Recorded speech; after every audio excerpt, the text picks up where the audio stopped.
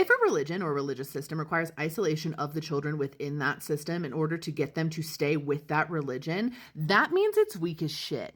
If you're wondering, yeah, I'm super triggered and I'm just in this mood. So we're going with this hot take today, okay? I'm specifically speaking to a lot of the evangelical Christian movements that are currently happening at the moment. But much of what they are relying on is the fact that they are isolating their children within that religion and not allowing them to look at religion's external or spiritual perspectives external from the space that they are being raised in. If any religion system does that, it is truly a form of mind control and manipulation. Because if your religion is so weak that you think that children who look at other religious perspectives will inherently not come back, that's not actual belief.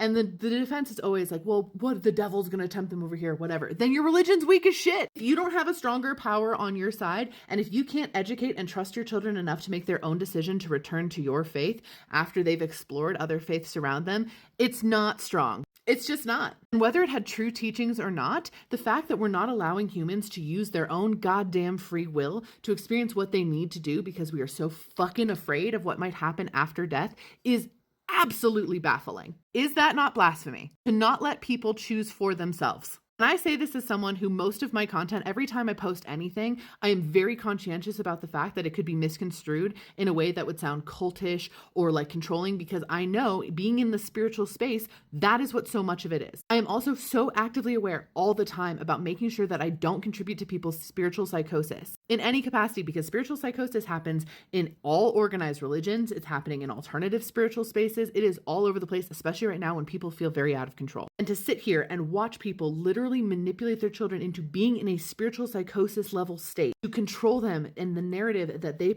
perceive so intensely as to ensure that they remain in the same religious system that the parent has deemed important for them, because that's the person who has the free will and the understanding to get there, is horrific.